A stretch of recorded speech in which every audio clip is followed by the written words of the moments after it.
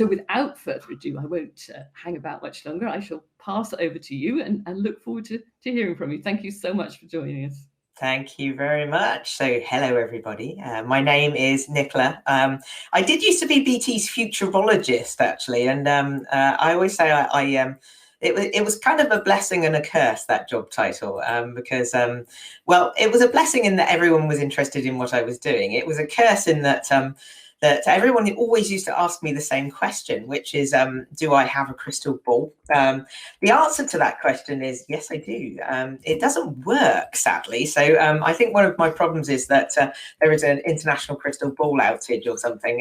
So yeah, the crystal ball's not particularly efficient. And to be honest, although my job title is much more boring, I'm a principal innovation partner with BT. My job most definitely is not boring. So I don't look at tea leaves and crystal balls all day. I very much, I'm part of BT's wider innovation team.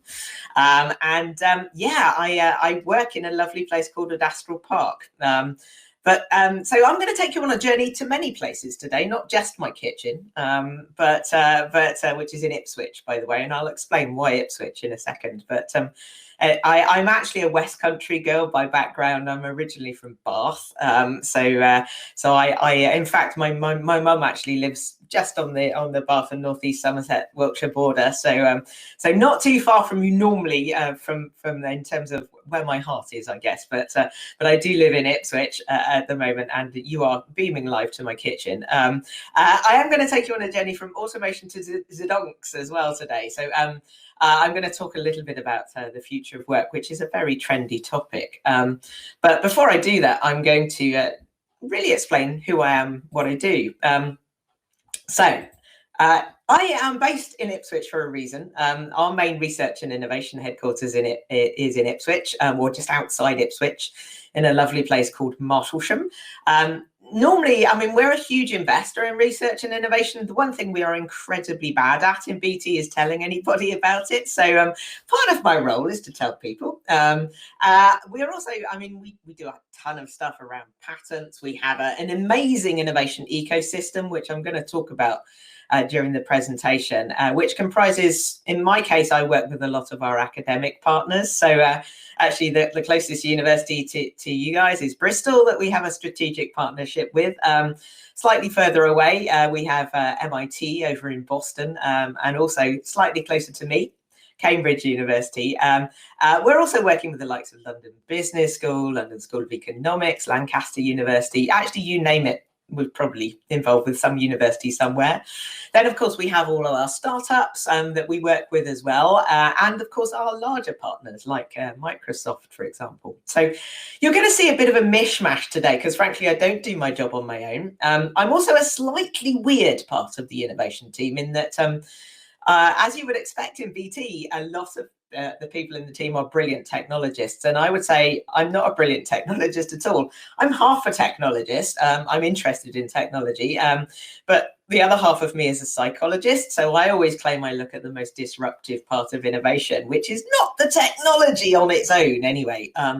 It's us, and never more was that shown when the pandemic hit, because the holy trinity of technologies that got us through, really, which was cloud, collaboration tools and connectivity, were all there prior to the pandemic. It's just that we haven't necessarily used them to change the ways that we do things. And to the point about crisis, crisis crystallizes the mind somewhat. It creates a very tangible sense of purpose. And I think, you know, I work with a lot of, I mean, most of my customers are UK corporates and public sector. I was amazed at how people mobilized very quickly, almost overnight, to a predominantly office-based environment to a much more remote environment. And to be honest, I think it also proved that we humans are very resilient in the face of crisis. So my role really is to look at, you know, particularly the future of work. I've been looking at the future of work and employees for about 11 years now, so way beyond before the pandemic started. And prior to that, I had worked in some of our transformation teams around BT's own transformation back in the 90s, certainly when we when we transformed ourselves and did a lot of homeworking experiments. Homeworking isn't new either, as many of you, I'm sure, do work from home anyway. But yeah, I mean, 1992 was our first experiment. But the trouble was the Holy Trinity was not there. We did not have the connectivity. We didn't have cloud, and we certainly, well, we did have collaboration tools, but they were not quite what we see today. So that was the past.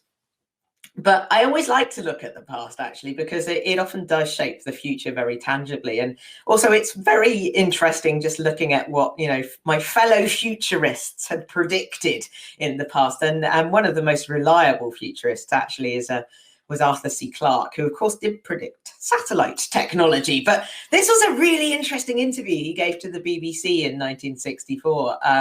And he said, you know, people can work anywhere. Tahiti, Bali, Ipswich, Swindon, as well as from everywhere else within 50 years. And I think it was interesting that he'd sort of foreseen the fact that we could collaborate for business purposes virtually. So, I mean, he pushed the boundaries and said, well, we won't have to travel for business. The only reason to travel would be for pleasure. And I mean, it's taken over 50 years to make this even remotely a reality, but we can't forget that we're still in crisis. Firstly, the pandemic hasn't finished, but we've also got a climate crisis as well. So I think these words are really interesting. Whether they will come true is a big debate, because I think when we look at the announcements that are coming out around the future of work at the moment, certainly from policymakers and CEOs, it's a bit of a mixed bag, I think I would describe it as. There's no clear picture as to how organizations are going to be working, even in the next 18 months, to be perfectly honest. So early on, we had the announcements from the likes of Goldman Sachs and JP Morgan that, you know, I think one of the CEOs called remote working an aberration. So they're definitely not going to be doing remote working. So, I mean, hypothesis one, I'm an academic. Financial services are all going to be back in the office. Well, then, of course, Nationwide, who I know are very close to you, have announced that they don't necessarily want you to be in the office, as have Lloyds, as have Barclays. So it's not financial services that are just dominating this back to office contingent. In fact, there's even, if we look at sectors, there's no pattern within sectors. So even the tech sector, for every Netflix, I think their CEO called remote working pure negative. You've got a Facebook and a Salesforce. And I think even Mark Zuckerberg, who is probably in hiding at the moment, but Mark Zuckerberg has said he's not going to be in the office, so you don't have to be either. And then you've got interesting sectors like construction. Well, that's an intriguing one, because you can't really work from home when you're building a house, unless, of course, it's your house. But they're introducing time flexibility. So they're looking at flexible hours. They're looking at job shares. They're looking at shift bartering. And of course, the rationale behind that is to get a much more diverse workforce in. So there's no pattern in sector. So next hypothesis is country policy and culture going to dictate this? And we have seen some very different cultural reactions to offices, especially in the past. Asia tends to really value face-to-face. So the office is a very central part of their strategy. China, of course, did go to remote working very briefly. They're pretty much all back in the office now, which doesn't necessarily, I mean, they're not a shining example of employee relations. A lot of Chinese companies, there are people that literally die of long hours in Chinese cultures. So I wouldn't necessarily hold them up as a shining example. But if you look at policymakers around the world, of course, we have both Boris and Rishi, bless them, saying, no, come back to the office. I think Boris actually said because people might gossip about you. I can think of bigger problems that I have to deal with, but you know, we are seeing sort of a push from certainly the English side to maybe get back into offices.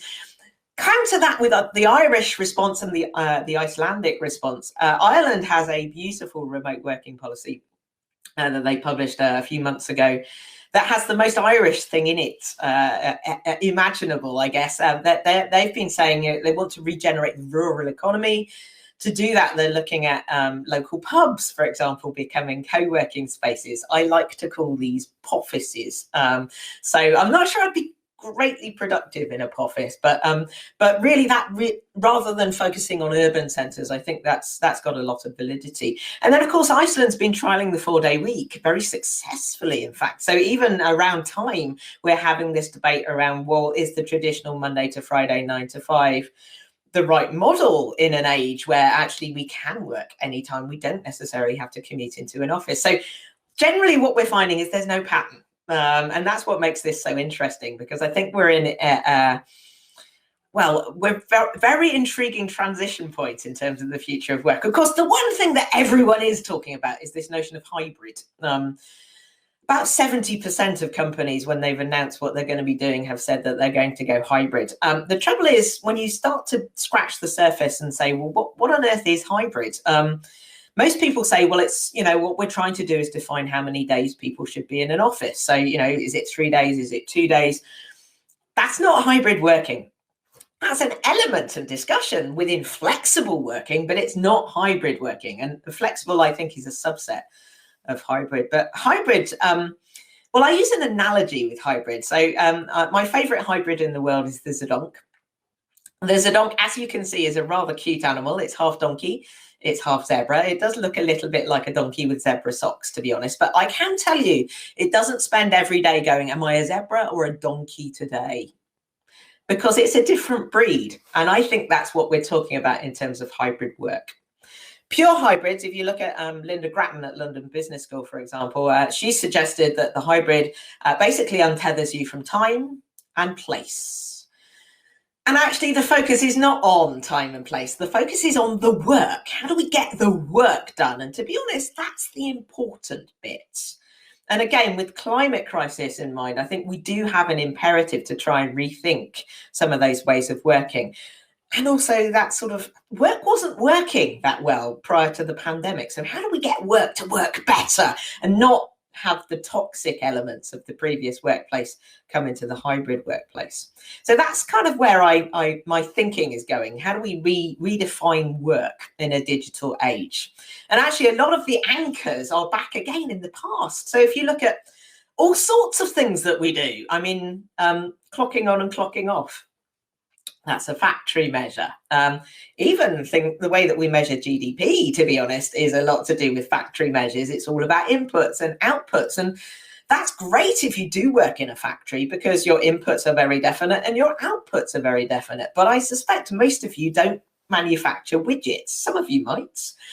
Most of us, though, are knowledge workers. So knowledge workers don't quite conform to that input-output model. It's quite difficult. I can measure my inputs. I can measure how many meetings I've done and how many emails I've done, but the outputs are much, much harder. So I think one of the things I think there's a big debate at the moment around productivity, not just because it's not great, but also, are we measuring the right things in productivity? So big debate. Don't have enough time really to go into a huge amount of detail here, but there are all sorts of debates going on around how can we link this to maybe employee well-being, because employees who are not well are not going to be productive. Again, Iceland, Scotland, New Zealand are all thinking about that as a concept. Michael Schrage at MIT has been looking at this notion of return on idea. So how do we measure how ideas propagate around organizations? But I think the one thing we do need to question is, why do we do the things we do? And are there better ways of doing them, particularly since we do have that holy trinity of technologies underpinning us as a foundation? So one of the things we did was to say, okay, business leaders, what do you actually want to do from your digital transformation programs? How do you want to reinvent the ways that you work? And we've been asking this before the pandemic, because I think every client I worked with had a digital workplace program. BT itself had a digital workplace program in play before the pandemic. So we were already rethinking the ways that we worked. But I think, the devil's kind of in the detail, because what we want to do is to achieve something. And what do we want to achieve from reinventing work? And absolutely, the number one thing that business leaders that we asked in October, these are global business leaders and IT decision makers around the world, their priorities were improve productivity, whatever that may be, improve the customer experience. Now, the other side of my work is customer experience. And I would say that you do not get good customer experience unless you get a good employee experience. So those two are intimately interlinked. And again, I think that's intimately part of the hybrid workplace as well. How do we create better employee experiences wherever you happen to be? And then, of course, the emphasis is on let's get the technology to work well as well and work together, given that we use an awful lot of technologies in a digital workplace.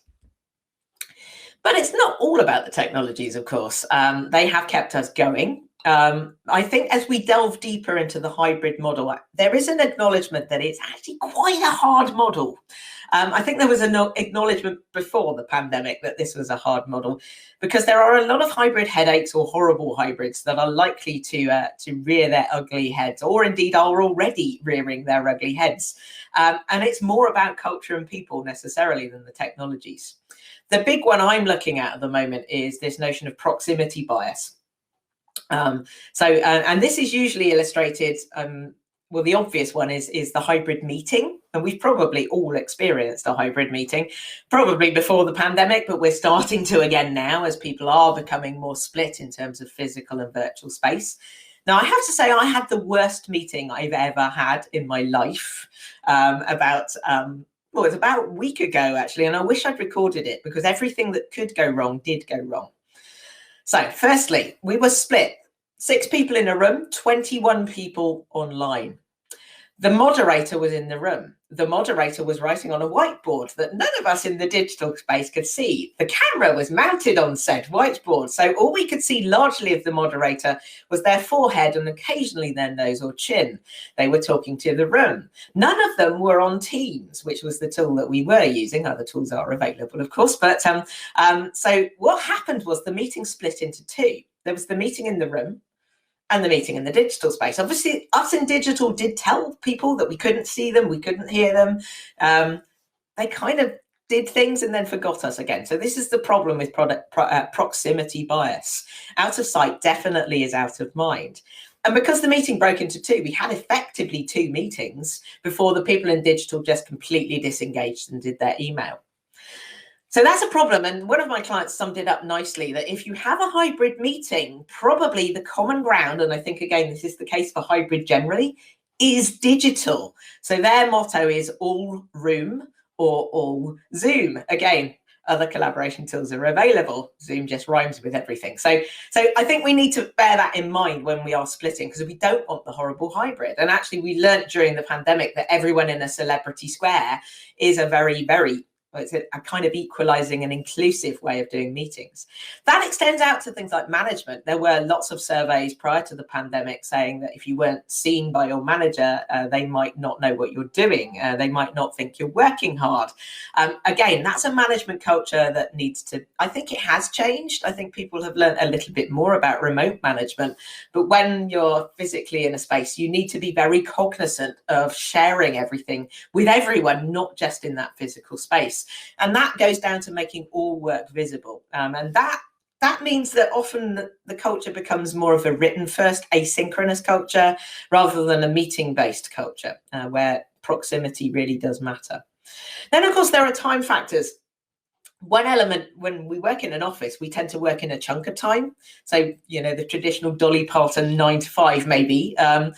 When we work remotely, as we've all found, it's a bit more like time confetti. So we'll probably start earlier, finish later. We tend to work more hours, but we'll also take the dog for a walk, pick the kids up from school. So it's a lot to do with how do we coordinate people in a hybrid organization. And again, coordination is key. Then, of course, in terms of the office, if you're a bigger company, certainly, that we get the Tuesday, Wednesday and Thursday problem, which abbreviates to something rude. So I won't go there. But if you give people free rein as to when they're in an office, they will choose Tuesday, Wednesday and Thursday. In fact, Thursday is peak day, apparently. The problem then is Monday and Friday is tumbleweed. So expensive real estate is basically going to waste. So again, how do we coordinate that as well? And then, of course, leadership has a lot to do with this. And I think the focus has been on leadership. Leadership in a crisis is somewhat easier. And I think what we're seeing, we get this sense of purpose and mobilization. And we have been seeing lockdown fatigue. And I think that's because we can't survive in a crisis constantly. And also leadership is a social thing, really, isn't it? It's very kind of, shaking hands, playing golf, having lunch, leading by walking around. How do you lead by zooming around? And the problem is, of course, the digital workplace isn't quite as serendipitous. So you can't rely on serendipity. I'll talk about serendipity more in a minute. So you need to make an effort to create a sense of purpose, to tell stories, to call out behaviors that are good or bad, wherever that employee happens to be.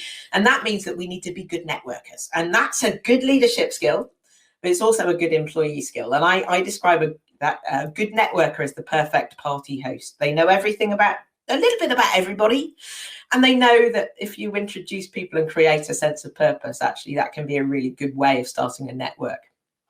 I think the big thing, though, with all of the organizations I'm working with at the moment is that they don't know all of the answers, and they admit that, and I don't know all of the answers either. So we're going into an experimentation phase, I think, at the moment, because there are going to be some hideous and horrible hybrids in the next 18 months. And rather than just going, it's not working, let's go back to what we were doing before the pandemic, I hope people don't do that, because we need to learn, because work wasn't working. So how do we reinvent it?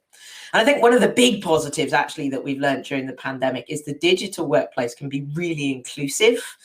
I have a couple of friends in wheelchairs, and obviously they can get around, but they've had a really interesting 19 months because they have been included in absolutely everything. They have been able to join conferences and meetings and conversations that they probably wouldn't have done had all of those conversations been in physical space. And I think the thing with hybrid is we need to maintain that, because whether you're disabled, whether you're a carer, it sometimes is difficult to commute. So how do we make sure that we make meetings more inclusive and conversations more inclusive? And of course, the other thing in terms of employees is the number one at the moment amongst all employees in terms of what they're looking for in a job is flexibility. So I think employers are starting to catch on to this and offering a lot more flexible terms. In fact, PwC made me laugh the other day. They said that you can work as long as you're within 24 hours of an office, you can work anywhere. Well, there's your Bali and Tahiti for a start. Well, of course, the big question is what offices are for. Work has kind of left the building, but does that mean you get rid of them all? Well, no, because offices are really important. And I think they're important for a number of reasons. Firstly, they are places where we go to socialize about work. We go to communicate. We go to collaborate. We go to create communities. It's far harder to do all of those things potentially all in digital space. So, I think that's the one big role of the office. Obviously, I think we also need to make sure that the office is digital first as well. So because not everyone is going to be co-located, maybe offices are going to resemble a little bit more like film sets where we're all we've got ubiquitous screens and good lighting and good sound so that everyone, wherever they happen to be, doesn't get that horrible hybrid experience. Home working's here to stay, I think. Certainly what we're seeing at the moment with the research is a 70-30 split. So those of us who were lucky enough to be able to homework, not everyone can, about 70% of people said it worked, about 30% said it didn't. That 30% tended to skew younger. There are several reasons for that. Often younger people don't own their own house. They are often in a shared house. They don't necessarily have a place to go that they can close the door and be quiet. And they are also at the beginning of their career. So they don't have the networks that maybe us that have been in the job much, much longer have. So actually they do value the office, but they also value flexibility. So they want to come in, they want to be mentored, they want to see people, they want to build a social life, but they don't necessarily want to be locked in 5 days a week. And then, of course, the co-working space I mentioned earlier, the poffice, the coffis, I used to call it, because I'm, basically a coffee addict. So you'll find me in a coffee shop normally working when I'm not working at home or in the office. And I think we are getting into this discussion, certainly about the 15-minute city, particularly, again, with climate change in mind, rather than having to commute 2 hours into a centralised office. If I don't want to work from home, is there a third space that I can work from that's within, you know, a walk or a cycle ride. And again, I'm seeing some really creative strategies again amongst the banks, often the high street branches that they're using. If they're allowing people, some of the banks are allowing their employees to actually go in and work in the back of the branch if they don't want to work from home and they don't want the commute. So I think we're seeing again some really interesting strategies around offices. Have we killed distance? Well, I think we've come pretty close, but I don't think we ever will. And I think one of the interesting things, certainly from the data we're seeing coming out of the pandemic, is the effect of being remote on collaboration. So the first thing to say is collaboration didn't stop. In fact, it got pretty intense. So based on some of the Microsoft research and some of our network data, what we were seeing was certainly a lot more chats, a lot more emails, a lot more meetings. We saw something like a 500% growth on our network of video. So video was definitely coming of age. And then we started to get people complaining about video fatigue. And I always say I occasionally get up in the morning with an impending sense of Zoom.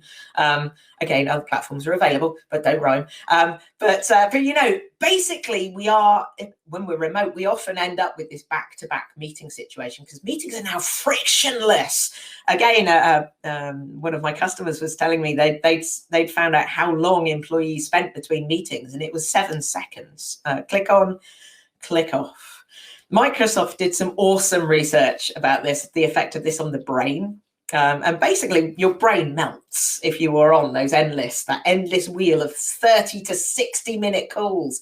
As you hit the afternoon, the brain starts to close down. And we can all relate to this. Now, that isn't a problem with the technology. That is a problem with meetings. And I think we've lifted and shifted this analog concept of meeting into the digital world without necessarily asking, is a meeting the best way of doing this? And again, that goes back to the asynchronous stuff. Remote first organizations are very good at coordinating things asynchronously. So using things like chats, using shared spaces.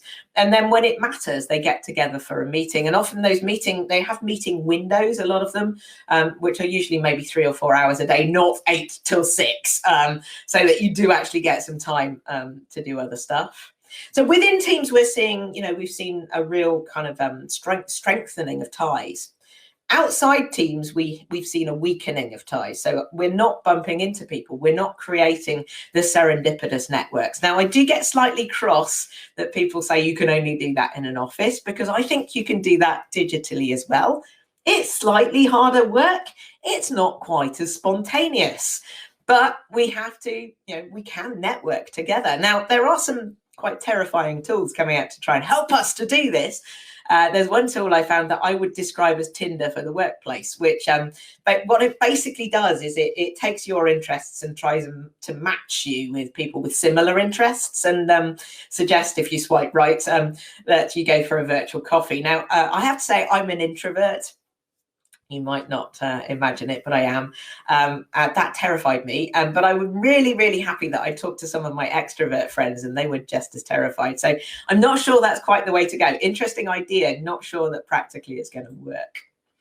And then, of course, not everyone works in an office. And I think a lot of the innovation we're looking at the moment is to really try and extend collaboration beyond those 4 walls. And of course, using some of the more traditional innovation tech like virtual reality, although I'm a bit cynical about virtual reality. I call it vomity reality. Don't want to sit with a headset on for 8 hours a day and tend to vomit as well. So not good for me. But augmented reality, I think, is coming of age. And we've got quite a lot of interesting projects around augmented reality in play at the moment, ranging from the paramedic. You can see there, this is our 5G ambulance that we're trialing up in the West Midlands. He's got an augmented reality headset on and a haptic glove. So what he's doing is broadcasting high definition, live, real-time video and touch back to a remote clinician who can then supervise the paramedic through procedures that they wouldn't necessarily be able to do normally if they were not supervised. So, that's showing some really positive results. We've got our interactive immersive classroom in Lanarkshire. That's not got any glasses. That's a 360-degree room where we can immerse kids in all sorts of things, like they're going on safari actually there. So they can swim underwater, all sorts of things that they wouldn't be able to experience normally. Then, of course, the guy in the orange is a crane inspector in Belfast. He's climbing cranes, so we can't give him handheld technologies. Again, augmented reality headset, checklist. He can bring in a remote expert if he needs a second opinion.